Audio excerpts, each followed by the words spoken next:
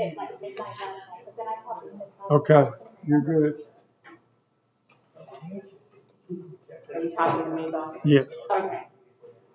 Someone asked me that, and I wasn't sure of the answer. I'm going to call to order the special board planning meeting via video teleconference.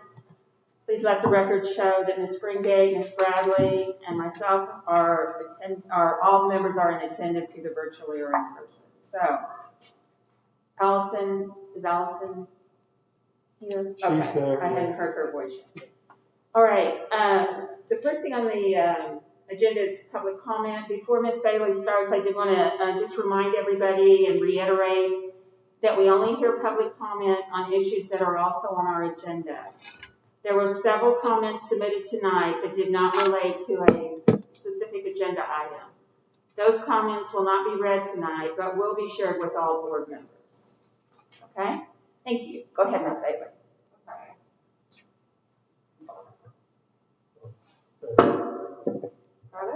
Okay. This first comment is from Kristen Wilson. My name is Kristen Wilson. I am the mother of African American children in this district. I am also a WCHS graduate and an African American employee in the district for 16 years now.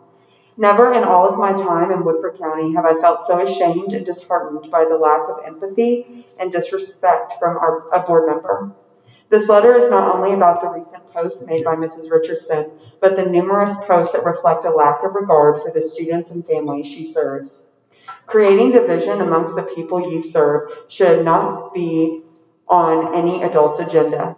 Mrs. Richardson, we trust you to be our voice. We trust you to be our defender and protector. You have let us down time and time again. I have listened to the board meetings where you so passionately said you are there for all students. Actions speak louder than words. What you put out for the world to see is a direct reflection of what is in your heart. If your Facebook posts are more important than the hearts of the students you serve, then maybe this position is not for you. You are in a position to uplift and serve, not tear down and belittle. My suggestion would be to use the same energy you have on social media and focus it to educate yourself and the community on people's differences and being sensitive to others' needs. We have worked over the past 2 years to implement equity training throughout the district. It has to be embraced from the top to the bottom for us to make serious changes. It must be supported inside of the school buildings as well as outside. It must be lived by the very people who have the power to mandate it throughout the district. Our equity committee, as well as a community task force, has been created so that all students learn to respect each other's differences. It's hard to teach them to get along when a person who helps to make decisions for them continues to knock them down. There should be a certain amount of professionalism, even on a social media page, that shows your constituents you are there for them. I beg you to try to empathize with people who are different from you. I am a voice for the people of color in Woodford County. I can assure you the majority of them feel the same way I do. Moving forward, if you wish to stay on the Woodford County School Board, I would humbly ask that you undergo extensive ongoing diversity training so that the people you serve truly know you care and are willing to learn about them. Thank you for your time. Kristen Wilson.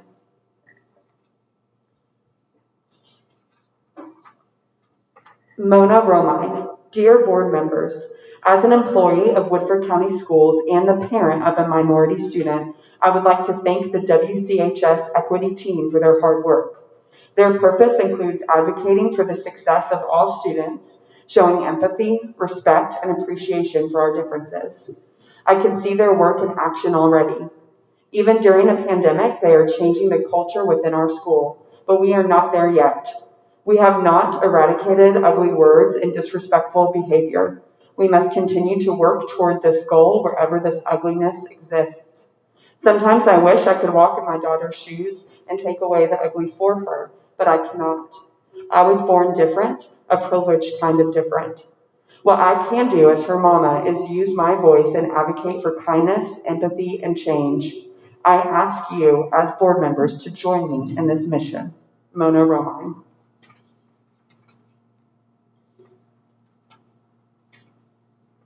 Connie Sutherland.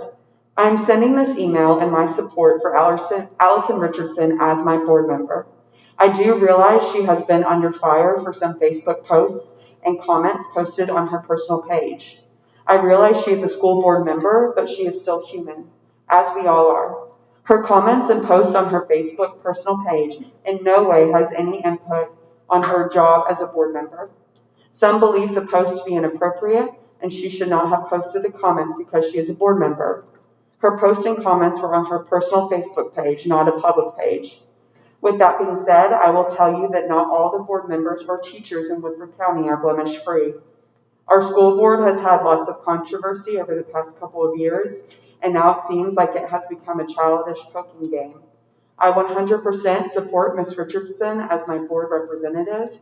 I know where her priorities are. She is on the board to represent what is in the best interest of the children and the parents, not only in her district, but the county as a whole, and she is doing a great job. Thank you, Connie Sutherland. Sarah McCowan. Hello. This comment is being submitted in response to recent news reports regarding posts on social media by board member Allison Richardson. My concern is not with Ms. Richardson's beliefs. Although I may not agree with her, we're entitled to our own opinions. Ms. Richardson represents a culturally and economically diverse population.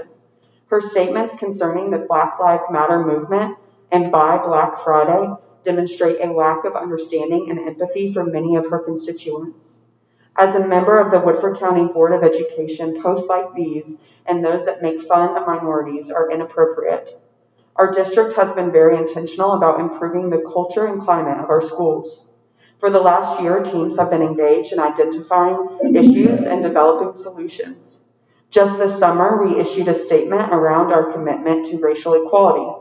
Language contained in the statement included that Black Lives Matter and was signed by all 5 board members, including Ms. Richardson. Ms. Richardson's social media posts do not reflect that same commitment. What would the board do if Mr. Hawkins or any of our teachers or administrators made the same post? What would the consequences be? Just this weekend, I read about a principal in Fayette County who made some insensitive comments regarding COVID-19 and the election. That was enough to trigger an investigation by the district and an apology from the principal. This is not about freedom of speech. It's about being humble and seeking to understand before being understood. It's about being a good human being. I'm asking again for the board to create a code of conduct policy for its members, which includes social media behavior. Respectfully, Sarah McCowan.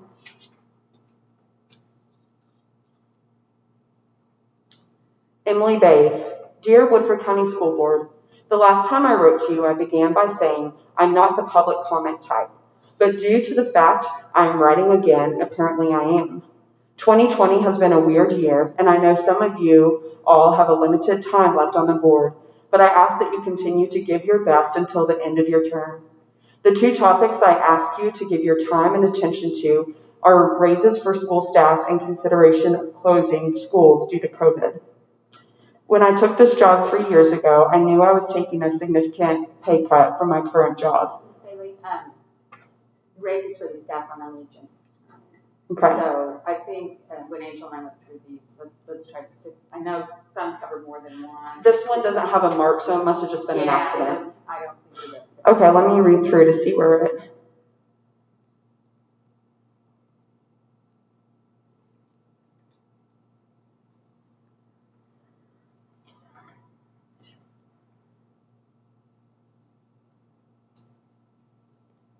Okay. As I write this email, I am actually quarantined. Last Monday, I took a COVID test so I could go see my grandmother before a planned surgery. My test came back negative, so I visited with her. The next day, she tested positive. She is an 80-year-old asymptomatic carrier. While I am thankful she is asymptomatic, I ask you to consider the situation.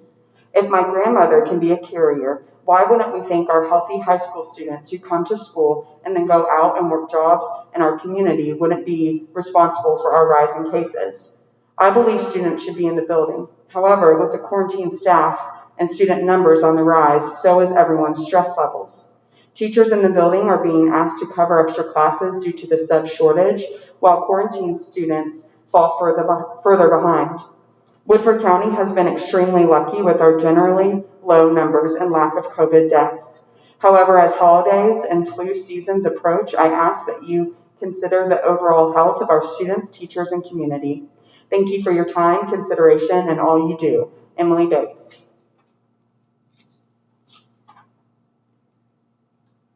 Okay, part of this one has been adjusted. This is Amanda Best. She starts with raises, but goes into the second matter of concern is the coronavirus. I understand the importance of students being in person and learning from teachers. For 5 weeks now, I've participated in in-person instruction and have applauded the efforts by our school staff and students to maintain safety protocols.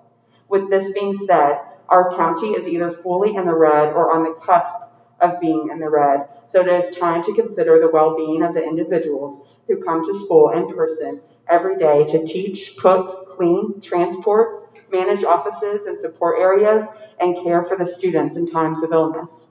How much longer can we cover 18 missing teachers and instructional assistants in one building who are quarantined or awaiting results?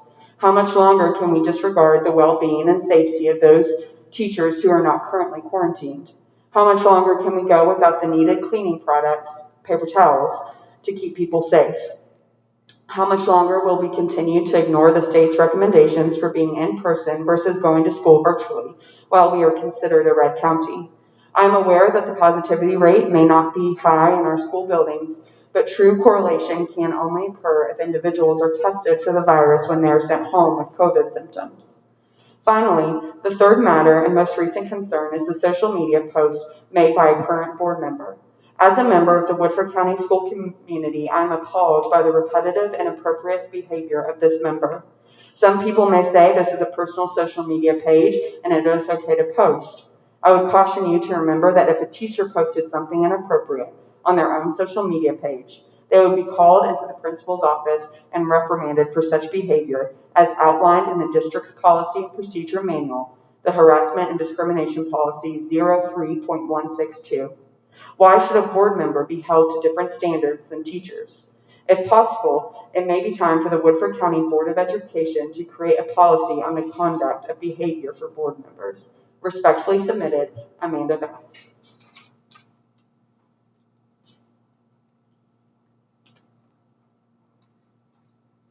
Okay, this is from Divine Karama. My name is Divine Karama, and I'm a Black small business owner and director of children's nonprofit organization Believing in Forever Incorporated. More important, I'm a husband, stepfather of a child in WCPS, and resident of Versailles. I'm writing you because I'm extremely hurt at this year, as if this year hasn't been difficult enough. Below, you will see a Facebook comment from a woman from Versailles, Kentucky. This is the type of ignorance I'm so tired of dealing with, and further drives a wedge between people in the midst of social unrest and a polarizing election. The worst part about it, she's on the Woodford County School Board. I've thought about posting this via social media using my large following to bring attention to this, but after prayer, I feel the right thing to do at this moment, which is subject to change depending on how this evolves moving forward.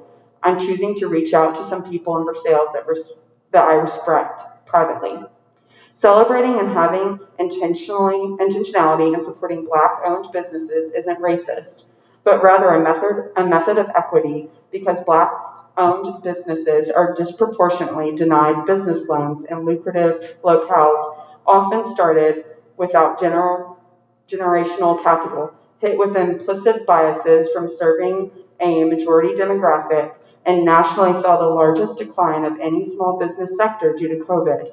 If anything, she should be educating children of all races on the history of systemic racism that leads to these disparities for many minority businesses, and the importance of facilitating equality and equity in an effort to combat systemic oppression. As a small Black business owner and resident of Versailles, I am appalled. She should resign immediately. Divine Karama.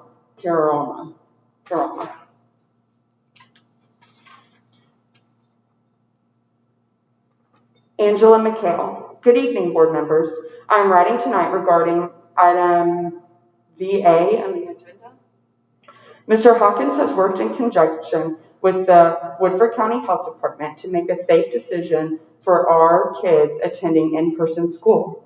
As a parent, I'm asking you to uphold their decision and allow in-person instruction to continue on a weekly basis until the health department deems otherwise or we get out of the red designation.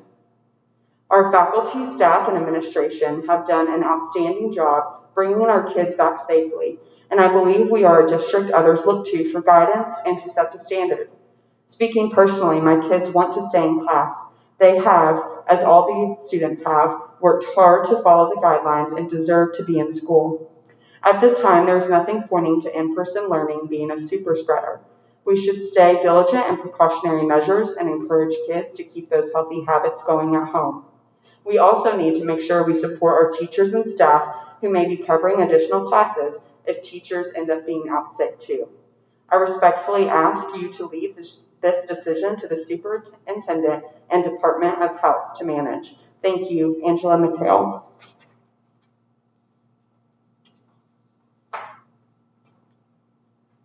Sierra Pickens Spalding. Hello, my name is Sierra Pickens Spalding, and I'm a graduate of Woodford County Schools, class of 2003.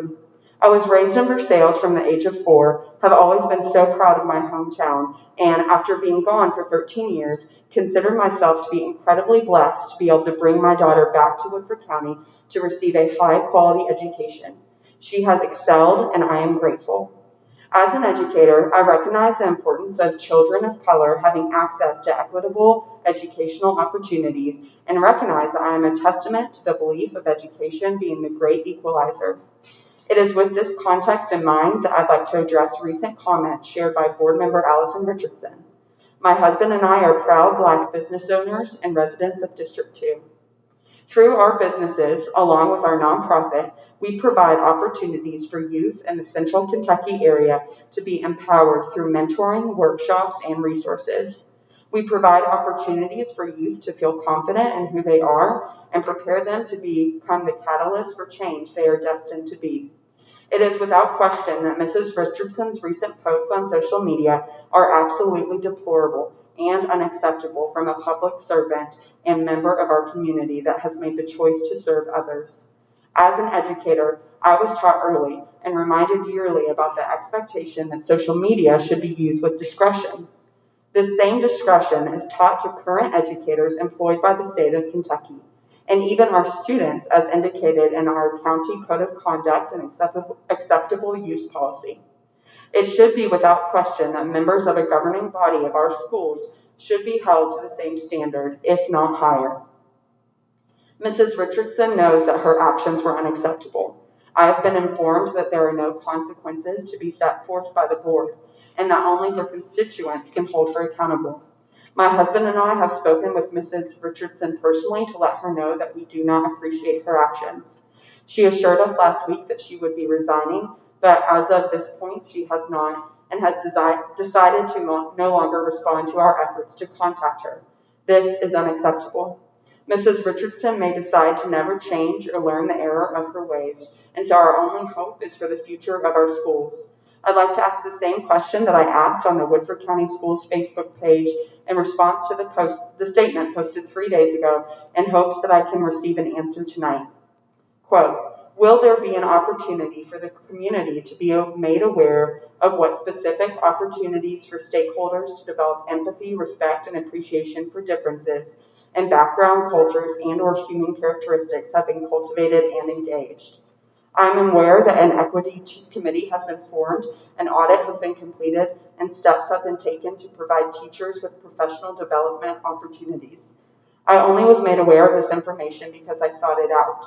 With the current climate of our country in mind and the repeated poor decision-making of Mrs. Richardson, which is only an example of the thinking of many people within this community, this situation brings to light the need for all of our board members to be held at minimum to the same accountability as our teachers and administrators.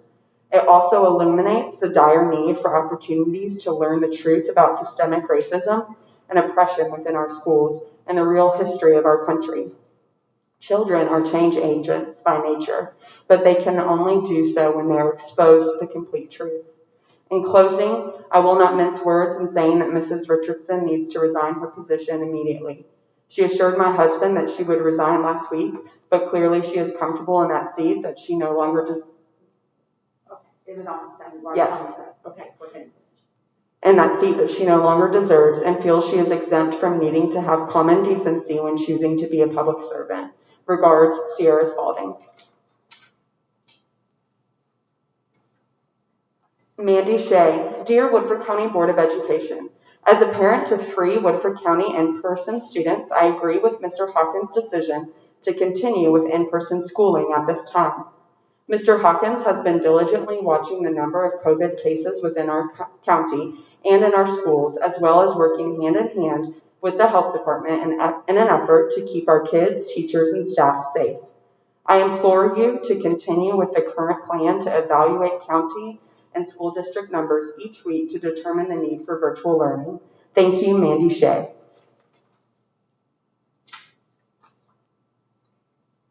Marty Day, the equity statement approved by the Woodford County Board of Education. The statement made by the committee last week. They both boil down to the golden rule. Do unto others as you would have them do unto you. It has been defined as the maximum ethical principle. Please consider it in all that you do. Sincerely, Marty Day, taxpayer, parent, teacher, believer. Daniel and Karen Call. In light of recent events that have been shared on social media and embarrassingly highlighted on the local news, we would like to implore the board to implement a code of conduct for its members. We expect all other administrators, staff, faculty, and even our students to adhere to socially expected standards, and yet here we are again dealing with a board member who doesn't meet those expectations. We are asking you as a school board to please do the right thing this time and take a stand for what is right. Please let your community know that you stand with all citizens and that the actions of one do not represent this board. Your silence is complicit. Daniel and Karen Call.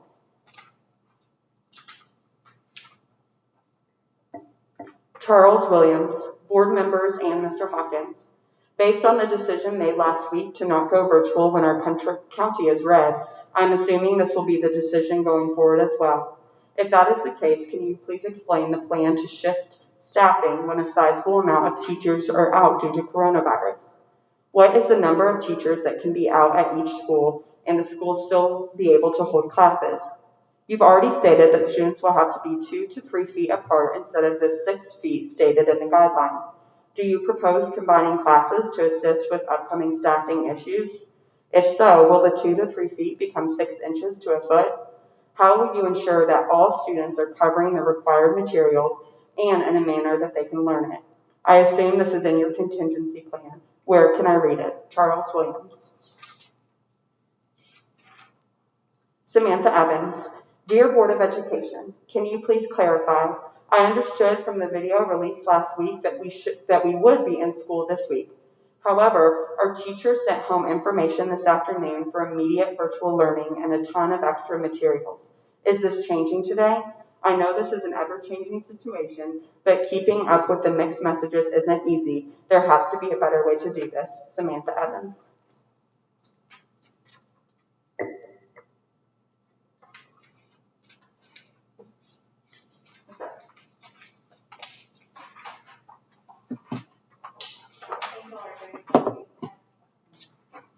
Thank you, Ms. Bailey. Sure. Thank you. Okay, the next thing on the agenda is the Instructional Equity Task Force update by Mr. Asher.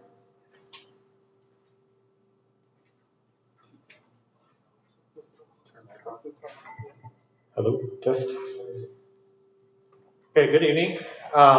Somewhat more brief than last month. If you recall, I went through the CDIP process and where we were at. Just along those lines, just a reminder that starting to form that committee once again. We have scheduled dates starting next week through the early parts of December, and we'll update you then at December meeting where we stand for 2021 CDIP.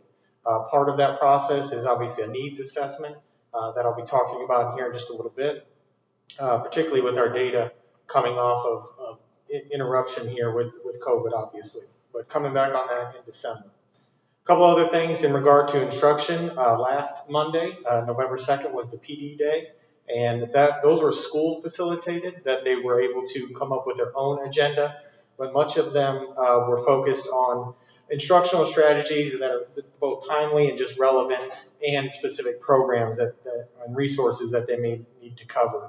One common thing that all but one school, only because they had done it previously, was the Module 2 training of cultural responsiveness that I had mentioned before, and that was on trauma-informed practices, which we have had a process for that of training staff on trauma-informed practices, but this was more with a cultural responsiveness spin to it, and that was covered on that day as well. Also, several schools chose to do their impact survey results. We've spoken to those of how there is a district compiled average, but it was at this point we wanted the schools to be looking at their own data to add to their needs assessment and what would eventually go into their CSIPs. So that was also completed on that day. So a successful day, a needed day, a variety of logistics and how they did that, because a number of things were done virtually. Even though some were in the building, they did include their virtual staff in on those. If they sent me their agenda, there were links to those virtual meets and how they broke those up into small groups. Second thing I would like to update on is our first round of MAP assessments is currently going on. We made an intentional decision among our admin and our coaches group that we would focus on formative assessment to begin the year before doing any kind of formal assessment like MAP. We started that the last week of October, I think it was the 26th, continued through last week. Still some going on, particularly with our primary MAP assessment. We're doing a different type, but that has been going on. One of the main things that does for us is just give us big picture data at a district level. MAP and NWA is the creator of that, has done a nice job of different types of reports and research that we can apply just to see what kind of impact, not only in Woodford County, but nationally and beyond, for that matter, of the impact that COVID has had. So what we're doing next is our district CNI team will be compiling that data, district level data, and then on to our district level MTSS team so that we start big picture and eventually whittle that all the way down to individual student data. So that is in process right now. And that's it in terms of instructional. Any comments or questions? You might have said this and I may have missed it. How are the Sure. virtual students taking MAP? So we started with our middle school. You are able to do MAP remotely.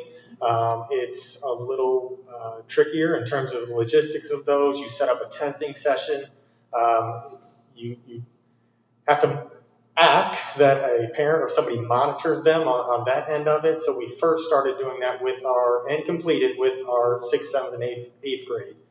We do have that capacity and ability for elementary. We have not done that yet. But basically, we want to get that middle school and kind of do a comparison to make sure we have the validity there of doing it remotely. Great. So it is possible. I have a couple things.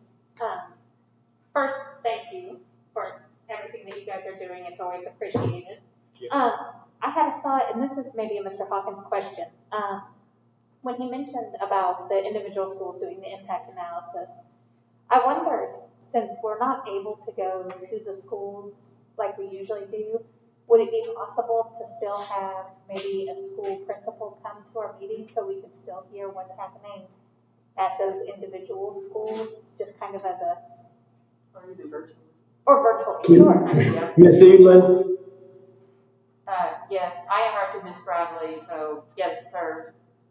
can you repeat the question? I could not hear it. Oh, okay, go ahead. I'm sorry. I asked if maybe we could start having since we're not able to go to the schools like we usually do and get to see the performances and talk to the individual principals about their successes, if we could maybe start doing that by having the principal come to our meeting or virtually attend and kind of tell us what's going on in their schools. That was something that I know we all always enjoyed, kind of getting to hear what was school specific that they were doing that was neat. And I wondered if that might be something we could restart on a different kind of way. Yeah, I mean, I think that's very doable. We could probably have 1 to 2 come in during the planning meeting. So we could do that over the next several months and have them kind of share some of the specifics that each school is particularly working on. So yeah, I think we can certainly do that. I think that's one of the things that we all enjoy the most is seeing what they're doing at the schools and what the kids are working on. So thank you, I appreciate that.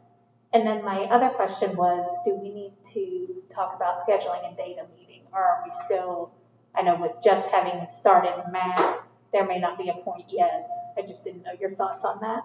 From last year, but, you mean we didn't do end of the year math last year, so this will be our first time.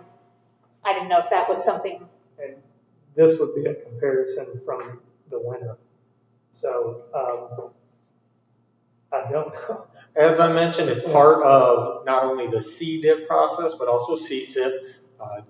Honestly, just digging into that data starting tomorrow.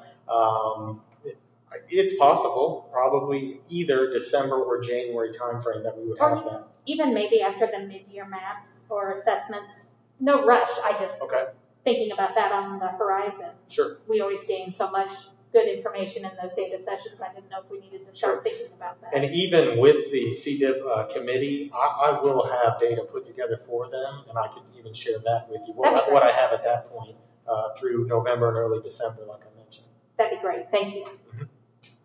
That's all I got, Ms. Eva. Mr. Asher, I did want to just follow up.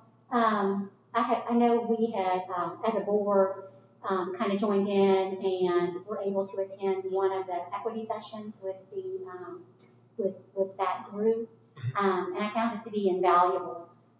In light of the recent circumstances and events, I was wondering if it's possible, Mr. Hawkins, Mr. Asher, if that same consulting company could do some sort of a training, some sort of diversity training, some sort of just something with the full board.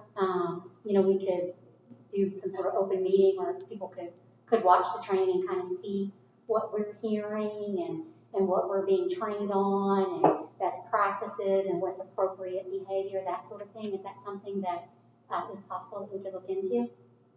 I believe yes.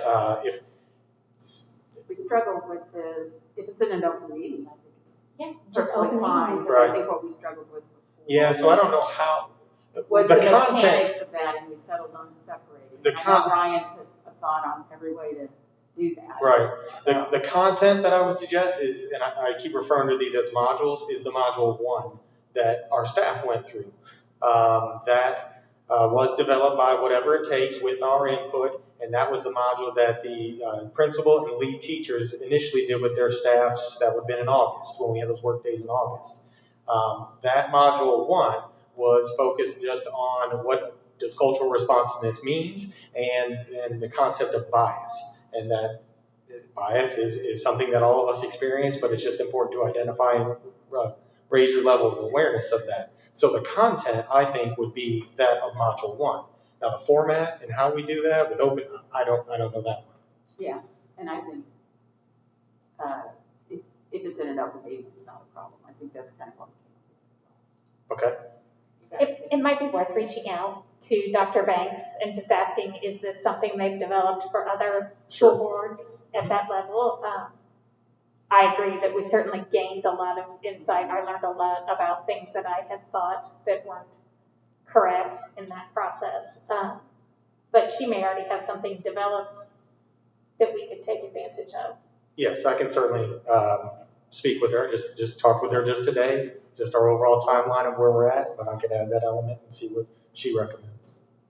Thank you. Mm-hmm. Thank you. So moving on to my equity update. One of the things our team met when we last talked in November, I've continually talked about our action plan, but we felt it was important, and it was even mentioned tonight in public comment, that we need to communicate, publicize our work better.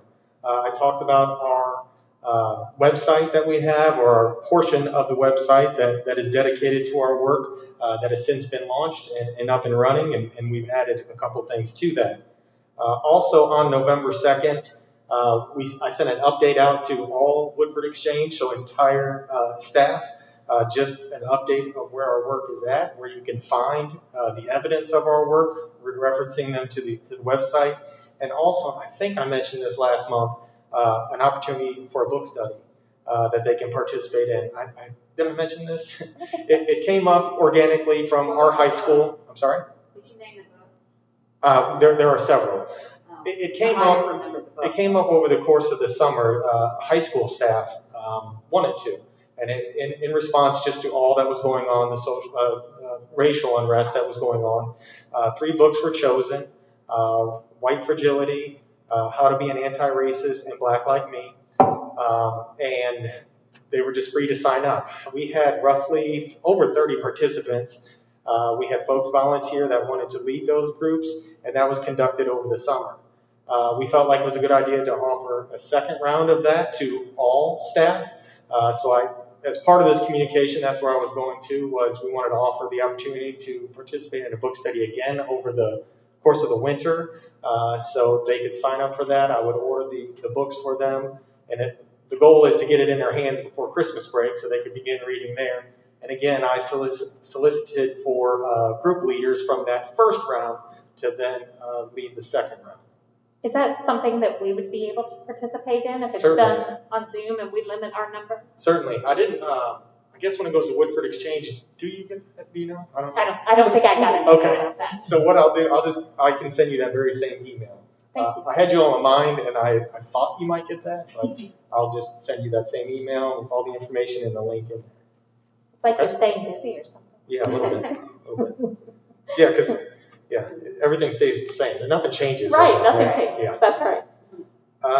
Okay, so that was along the lines of communicating, publicizing our work. We also did a video promo of sorts. What we referenced was it's been 1 year since we completed the audit, we began the action plan. Coach Johnson and myself filmed that, and we released that on Friday. In addition to that, what we did, as it was referenced as well, we put out a statement from our equity team because of the recent events and news headlines, simply because we didn't want that to overshadow the work and progress that we had made. So we collectively put that together and posted that on Friday as well. Moving forward, I've mentioned this a couple of times about recruiting our student membership. Ms. McCown is going to be one of those, along with 2 other students. We met today via virtual meet, myself and Ms. Wilson, with the students, just to make sure they understood our purpose and where we're going. And so they will be joining us at next week's meeting. And then finally, and I've already mentioned Module 2 being completed. Module 3 is on parent and community engagement. And so right now, we are scheduling the training of our principal and teacher leader to learn the module themselves to then be able to deliver in hopefully the December timeframe. And that is it for my equity update. I think one thing in addition to the video that Brian and Coach Johnson did, we're going to continue to highlight things over the next several months from the action plan, things that are already being done as part of that action plan, because we want this to be an ongoing communication piece. That was just kind of the kickoff as the 1 year since, if you remember, Dr. Banks was with us last November to kind of go through the audit. So we're going to continue to either through videos or through written pieces from Ms. Bailey. We're going to continue to highlight those things. I think it'd be great on things like that if we can, obviously lots and lots of people are connected with the internet and see things on there, but even if we could get some published in the Woodford Sun, I think our schools do so many things so well, and we don't ever share the really good stuff widely and kind of brag about our employees and their dedication. But I think that'd be wonderful if we could share that widely. Sure. Ms. Evelyn, I'd like to ask a question. Yes, ma'am. I spoke with a constituent today who specifically let me know that they sent in a letter that pertained to virtual learning and their concerns. And she said that Ms. Cooper told her that it would be added to the public comment section tonight. And I don't think that letter was read. Is there a reason Can someone give me a reason why that letter was not read tonight? I looked at the letters, Allison. I did not believe that was specifically on the agenda tonight, was whether we should let the virtual students come back to school. Nor did I think teacher raises You don't were, think that so I that pulled both. coincides with the virtual learning and the in-person learning process? I'm sorry, which one? You don't think that that's directly related to whether our children, to the one where we are going to discuss, I'm trying to pull it up, in-person returning or stopping the in-person learning. You don't think that is a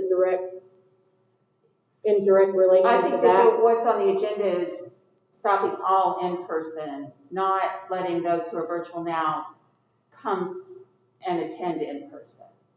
We have had that discussion before on agenda items, but this agenda item doesn't do that. So I pulled those, and then there was one or two about teacher raises that we pulled.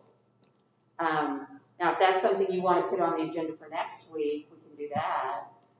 But I do believe this agenda item does not cover that. It's more about shutting down all in person, not letting those in virtual come back in person and keeping in person going. Okay. Well, I'd like to make note that I strongly disagree, and yes, for next week I would like to put that on the agenda. Okay, we'll do that. Okay. Going back to the equity update, Mr. Asher, I just have one question. Have we included any underclassmen on the equity team? I wondered if that might provide continuity over a couple of years span on that. I didn't know what the age range on the student representation was. Our other two, what grade are our other two students? Juniors. We're all seniors. Oh, I'm sorry. But we all also, the three of us were also at that meeting. Well, not meeting, it wasn't technically a meeting, but that meeting in the library computer lab. We both, or all three of us spoke at that. So they're very involved and very active in the community. But I guess something for the future, that could be something. Yeah, the second semester start to acclimate, yes, Yeah. and recruit more membership, we certainly could. Forgive me, I thought one of our other students was a junior. Seniors. Wait, I don't think so. You would probably know. As far as I know, they're all I'll take your word for it. That's all I have. Anything on the task force update? Not at this time, we still have it assembled, we have not reconvened that. As I said though, things are ever changing, if the necessity is there, then we will. But no update at this time. Thank you, Mr. Asher. All right, thank you. I assume everybody was on that. Thanks a lot. Thank you. Okay.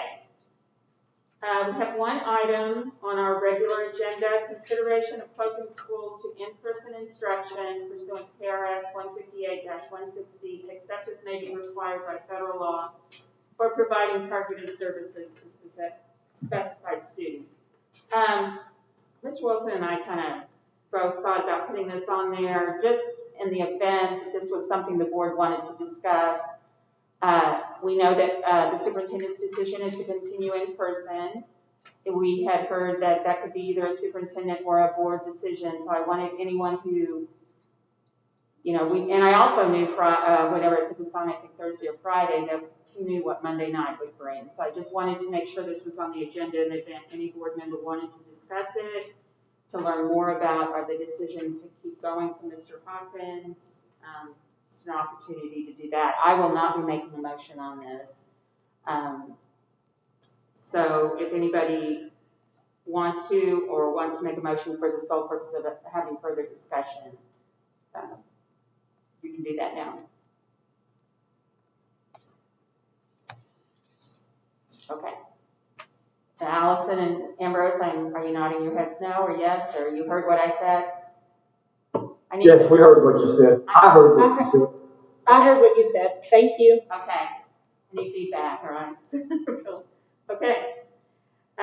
So then we'll go through the planning session. Mr. Hawkins? Right. There's not much on that I think Mr. Martello will be up first with the treasurer's Oh, right, report. I'm sorry. Go ahead, Mr. Martello. I skipped right over you. It's the first thing on there, so we're good. And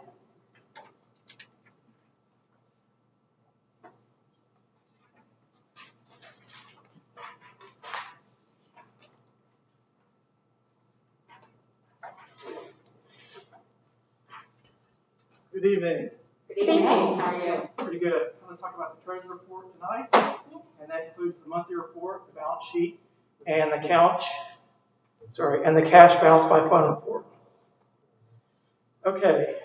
I was going to go into detail on the cash balance by fund report.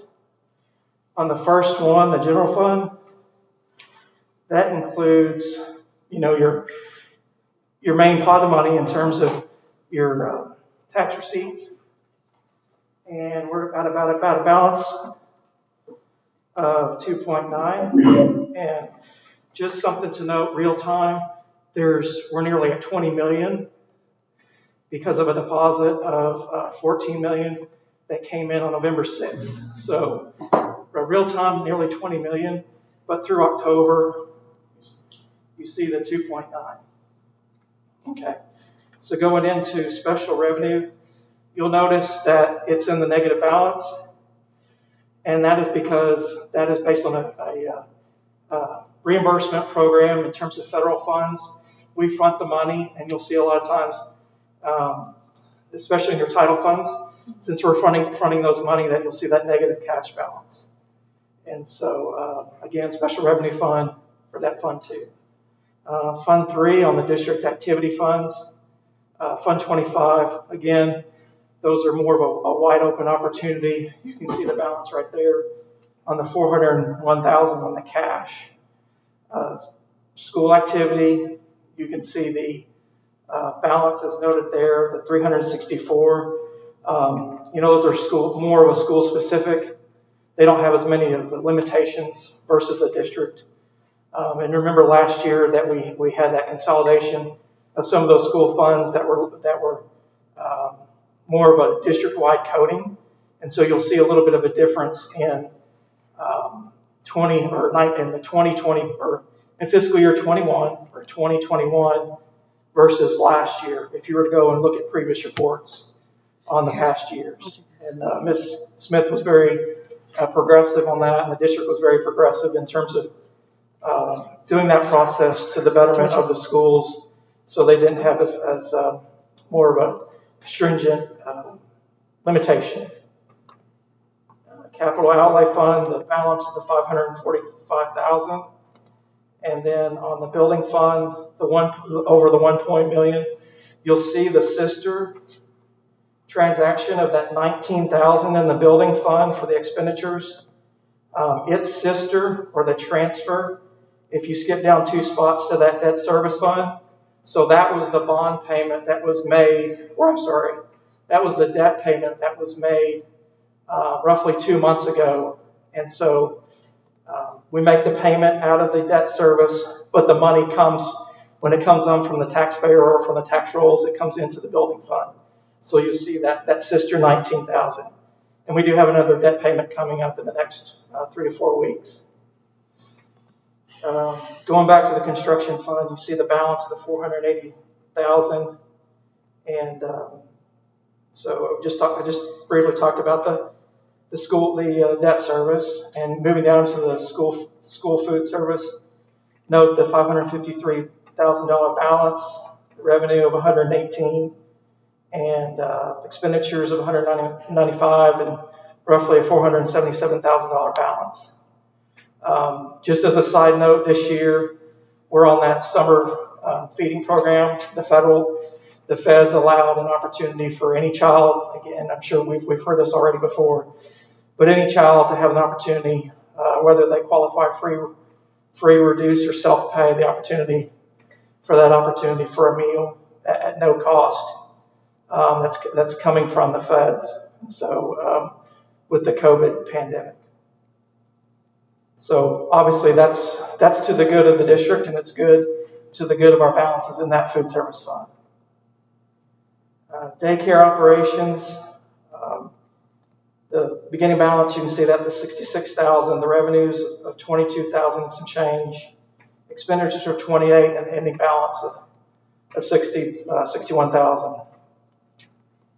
Community ed, the beginning balance of the 33, and the ending balance of the 33 as well.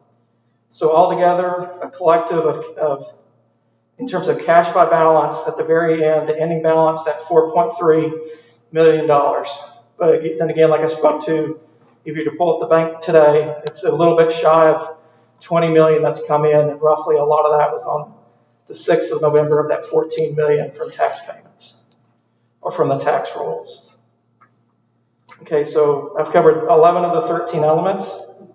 For the 12th element, what I call elements, the CARES funding, and you'll notice per the request from last month, we got roughly 515,000 in COVID, in the main pot of the COVID funds.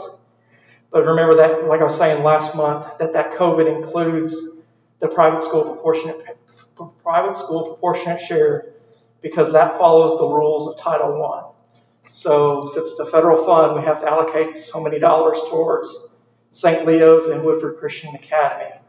And so this month I have backed out to get into that rhythm of showing that accurate measure that the expenditures and the encumbrances are specifically our 8 schools, not with the Leos and the Woodford Christian Academies of the world. But do know that is flowing through our district coffers.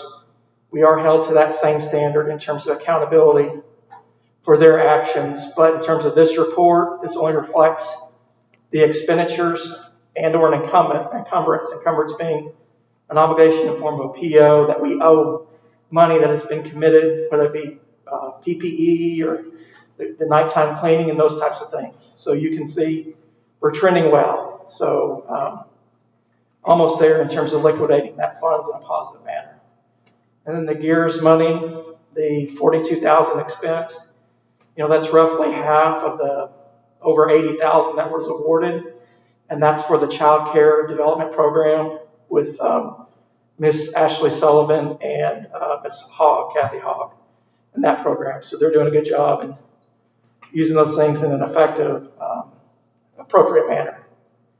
And the 13th, as I call element of the report, the one-to-one initiative, or the one-to-one that's supposed to be a self-funded program in terms of replacing iPads and different electronic devices that the kids are using for the technology infusion program. And so if you compare it to last month, you can see there was a lot of additional revenue dollars that came in from the kids with the start of the school, which is hence of a self-funded program, why, the whole intent of such. So those are the big pieces of the cash balance fund report. And then as you see online as well, you have the monthly and the balance sheet, if there's any questions on any of those 3 reports. Thank you. Thank you. Thank you. I have one question. Oh, go ahead. I'm not sure, Mr. Martello or Mr. Hawkins, if we made the changes just prior to your arrival, but on the daycare costs, we adjusted up some because we knew we were going to have increased costs with the COVID restrictions. Has that turned out to be a good amount, and we're doing okay with that? Has that kind of gone as planned? I think that's still, we're going to have to monitor that throughout the year. TBD. Yeah, because we, couple of the larger ETC operations don't have the full capacity right now. Okay. And that's based on parent choice. But we went ahead and we do have staff employed to be able to keep those numbers where they need to be. So that's one that we're going to have to continue to monitor throughout the course of the year. So you mean if parents choose to bring their kids back in person, those numbers could go up. So we've staffed. Yes, what we had staffed based on the beginning of the year, Sure. The numbers that we anticipated what we typically have. And in a couple of those places, we don't have our typical numbers at this point. Okay. And there's also a limitation too in terms of holding certain spots with the potential, because you're right there on that cutting edge. If you have so many kids, if you bring like self-pay kids into the program and you really raise your numbers, then you have the cost of additional teacher and or IA, which, at this moment, this program is unfortunately in the red. It's a great program, but it is a program in the red. So just trying to lessen the blow in terms of its self-choice, in terms of those classroom sizes. We looked at that the other day, Ms. Hogg and Ms. Sullivan and I, and try to be as efficient as well as provide the best program for our kids as we can. I think one other thing that we had to move to this year was to do full-time, that we couldn't do drop-ins. Because you need to be able to know who was there each day. And so Ms. Edlin, you can't hear the superintendent. So we did move this year to being where it needs to be full-time, because we would have some people just drop in and do a day here or a day there. And so trying to look at who I'm talking to. So, You're not being rude. Yeah, You are better when you're looking towards me. but so that has had an impact as well. That makes sense. Thank you. That was just something that came to mind looking through these. Thank you, Mr. Martello. And just one more thing to note, and this would be reflected in Fund 1 when this happens. We did hear back from the insurance adjuster in a positive note, and so the activity that was preyed upon in terms of the district with that that payment, faulty payment that was made in the summer.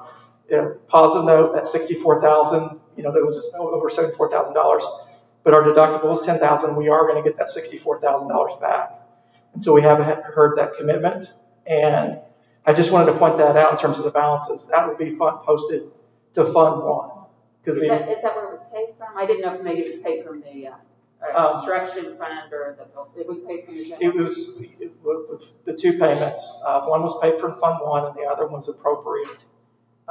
If I'm not mistaken, it was before my time. I think it was out of the building fund. Yeah, I think so. And so it'll go. So that back to wherever it came from. Yes. So that's a positive nature. We worked real hard. The team worked real hard to follow up on that and have it in the district's favor. Thank you for reminding us that. Thank you. Yes. Just not posted. Just hasn't been received yet. Mr. Wilson or Ms. Richardson, do you have anything for Mr. Martello? No, thank you. No, thank you. Okay. Thank you, Mr. Martello. Thank you.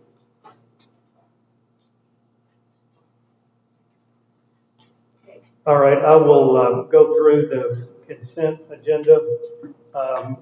You can see that we have the first item are the donations.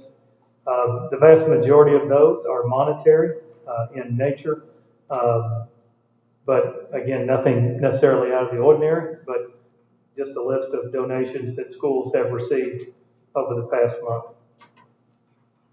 I think we only have one fundraiser this month, and that is to do Art Tone at Huntertown, and that's something that schools have done something very similar in the past, and those funds go back into the art program at the school. We have no travel request this month. We do have two, Mr. Wells?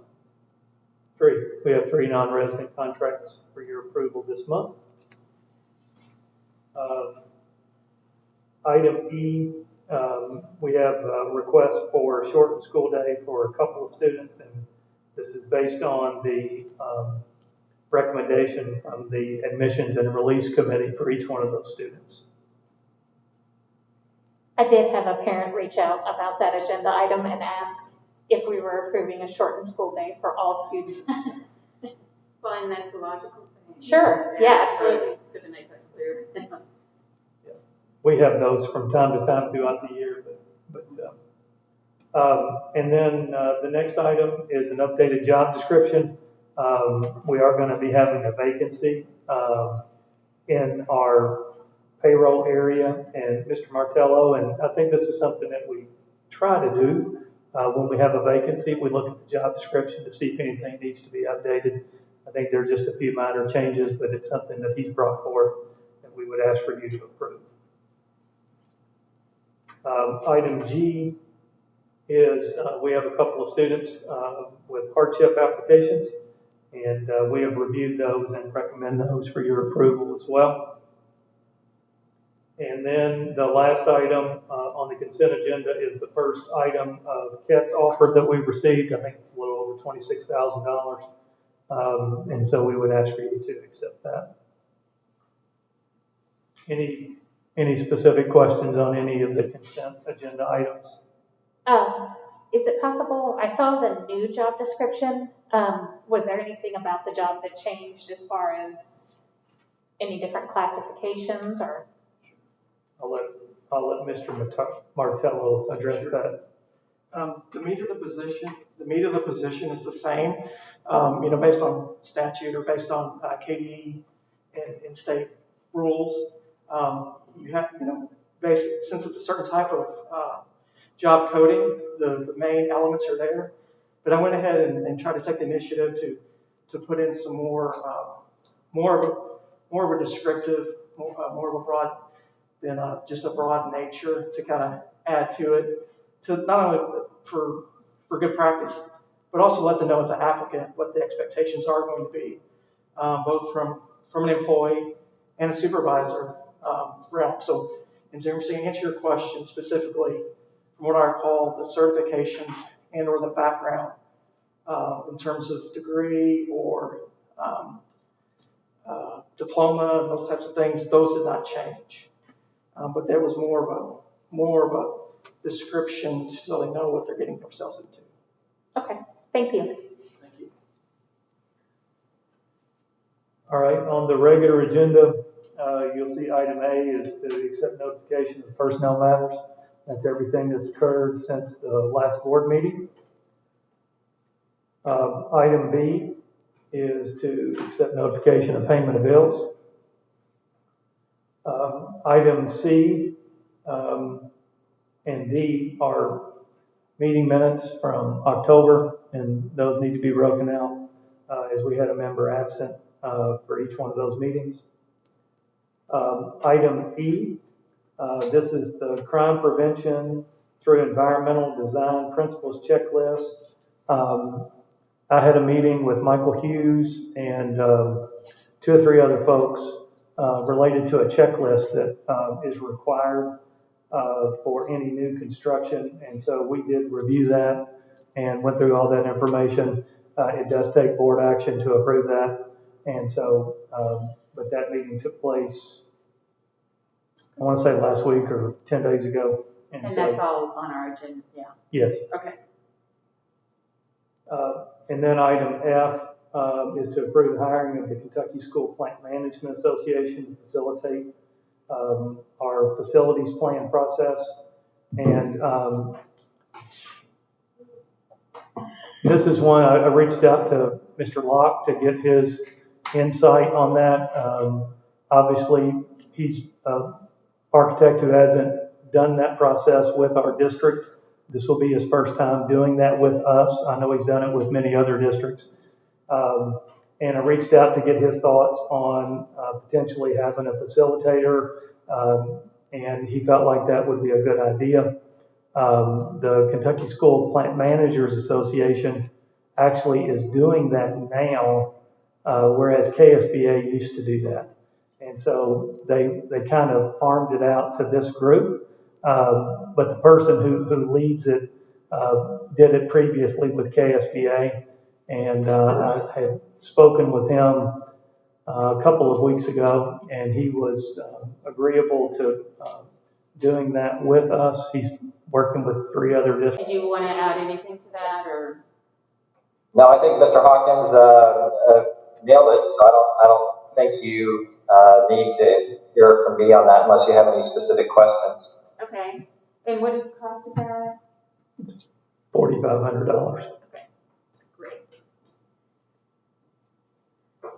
Okay. Mr. Wilson, Mrs. Richardson, or any other board member have questions about this? No, thank you. No, That's the end of the agenda. Oh, we have oh, no, we don't. Okay. Oh, I do have one thing about item F. I'm sorry, I was thinking we would also need an agreement with Kevin. We talked about it last week. That'll be different than this agreement. So Correct. are we going to be in a position next week to have that before us and filled out, ready to? We can. I think he needed a couple other pieces of information that we've sent to him. Okay. So we should be able to.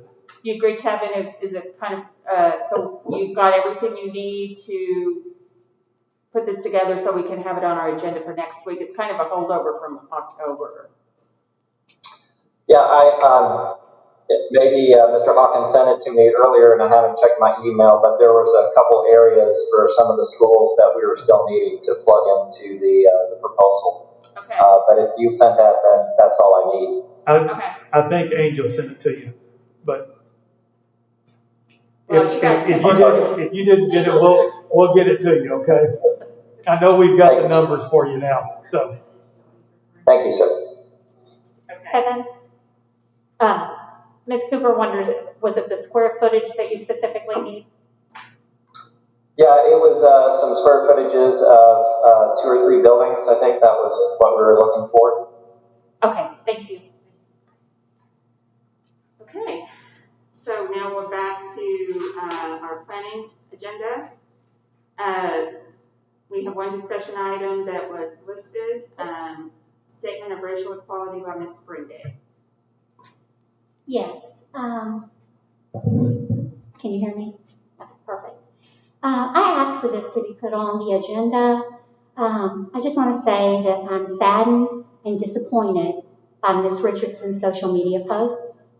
I find the comments insensitive, hurtful, and not aligned with the equality statement recently approved by this board. This type of behavior further destroys the already eroding trust and confidence the public has in this board's ability to collectively govern and lead during these challenging times. As elected officials who set the policies for our diverse school district, it is vitally important that we remain unbiased and model the behavior we expect to see from our students and staff in terms of treating others with dignity and respect. Many community members have reached out this past week, and we heard multiple comments tonight just questioning what's going on with the board and where we stand. And so I thought it was very important for us to have this on tonight so that we could discuss openly and honestly, in full view of the public, our equality statement. I've been repeatedly asked, who was the statement written for and who does it apply to? I'd like to read a portion of the equality statement. The opening paragraph concludes with, we feel that remaining silent during this time would convey to our students, families, staff members, and community that we are fearful to speak up and fight for what is right. This is not the case. Later in the letter, the statement reads, we strive to teach our students to respect one another, even in contrasting opinions, to value each other's differences, and to practice inclusivity so that everyone knows they are a cherished member of our school community. For me personally, I believe the equality statement was written to our community on behalf of this board and our superintendent. I believe that the information, especially the small excerpts I just quoted, apply to board members, staff, and students. I would like to hear what others on the board think of the equality statement in terms of who the statement was written for and who it applies to. Thank you. Ms. Bradley, do you have anything? Yes. First, I guess I would answer Ms. Springate's. I think that, yes, that statement was signed by the board and by Mr. Hawkins. It was meant to speak for our board and Mr. Hawkins as the superintendent of Woodford County Schools. First, I would like to thank everyone who took the time to submit their public comments for tonight and to thank the 3 people who emailed me directly. I have spoken to Ms. Richardson and shared my thoughts about her post with her directly. I don't feel that our role as board members is to come to our meetings and judge one another. As a collective board, we do not have the ability to take punitive measures against other board members. Board members are accountable at the ballot box, where the community has a chance to decide who they believe will be the best representative for them and for our district. Our country is torn and volatile. I've called for an increase in decorum for all board members, and I am still calling for that. We need all of our meetings and our actions to represent the goals that we have set for our community and for our students. We need to find a path forward in a more positive light on this and all other matters. I believe that the role of the board is to fight for equity, to fight for every student to get what they need to be successful in our district. I believe that everything that distracts from that mission is not helpful to the students that I serve. We have so many opportunities for growth and improvement on racial equality in our community. It's my sincere hope that conversations and actions will happen as a result of this issue, and our students will benefit in the future. Systemic racism is a problem in our country and in our county, and we have to take every possible opportunity to correct that. Communities are the best reflections of themselves when they support everyone and exclude no one. Thank you. Mr. Wilson? Thank you. The equality statement that was written several months ago, I supported 100%. I was the one who asked that the Black Lives Matter be included in the statement because Black lives do matter. Racism is alive today, 2020, unfortunately. For almost 28 years on the Board of Education, I have strived to do more in the areas of trying to address racism whenever we see it within our school district. Have we done enough? No. Our minority hiring has been abysmal. It should be better. And I'm hoping that the new faces that we will soon see and that who will be leading the district will make that a priority. Not only in their goals, but in their hiring decisions. We can always do more. We can always take every opportunity to realize that even though we think we are doing enough, we are not doing enough.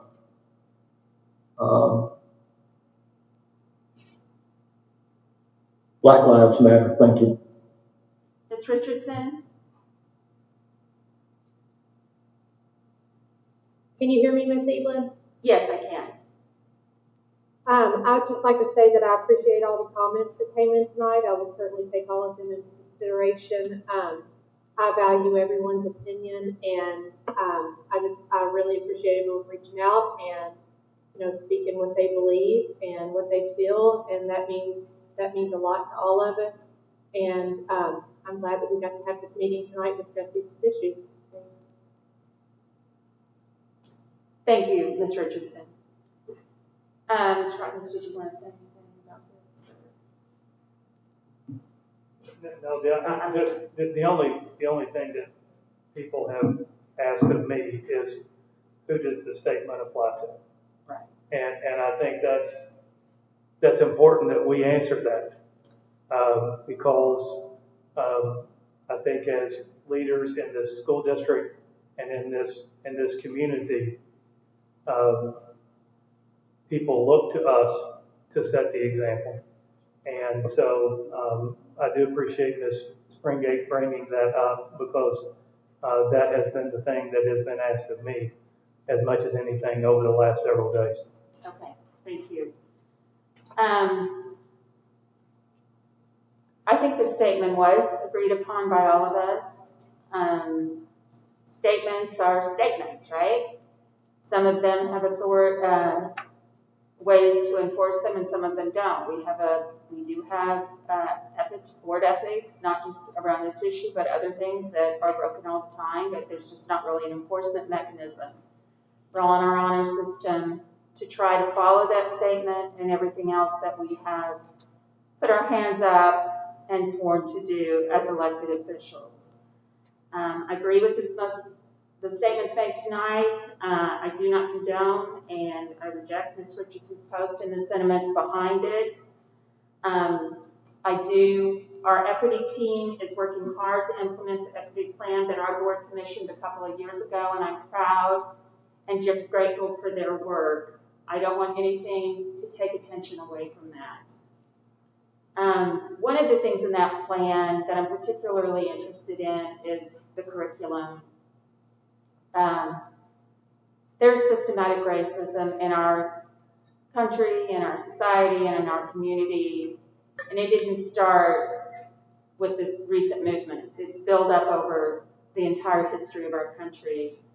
Ms. Spalding and Mr. Karama both mentioned this, and I think for everyone to understand, especially our students, because those are who are responsible for educating, and put in our curriculum the history that led us to where we are today with this systematic racism, that led us to some people and some groups of people over generations being, having less available to them. And that means less available to pass on to their descendants. I'm the benefit of a lot of privilege that my ancestors were able to pass on to me.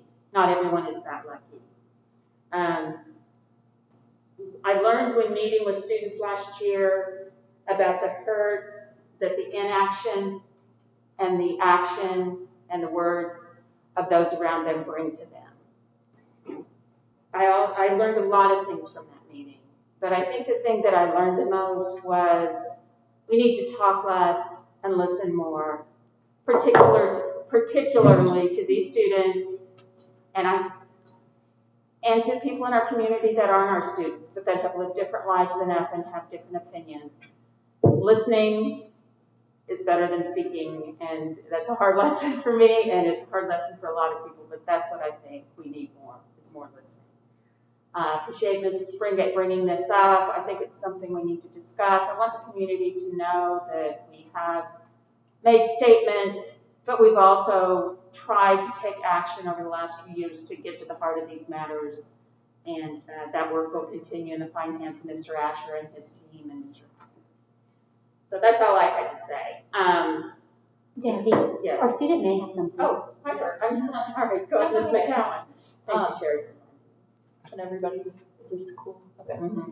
I didn't prepare a statement or anything, but I would just like to say that all of the things that we've heard from the public, the things that Mr. Asher has done with the equity team is, it has been so important. And like he said, I'm glad the equity team came out with a statement because we don't want anything to overshadow the work that we've done in schools. We've had, me as a student, I've had so many opportunities to be parts of the equity team, the diversity team, and be a student representative on the board. And I think it's so important to just encourage kindness, but also educating yourself. For everybody that's watching this, educate yourself. Do your research, and you will find a lot of valuable information that may change your opinion or the way you think. And there's so much value in having conversations with people that you disagree with, people that don't look like you, people that grew up different from you, as well as doing your own research about those matters as well. I just think right now is a time that we all need to be together, be kind to each other, lift each other up, and just continue doing this work that encourages diversity within our schools and inclusion. Thank you, Ms. McCown. All right. Is there anything else? We have a motion to adjourn. So moved. Second. We have a motion by Mr. Wilson and a second by Ms. Bradley. Is there any discussion? All in favor say aye. Aye. All opposed? Motion passes 5-0. The meeting is adjourned.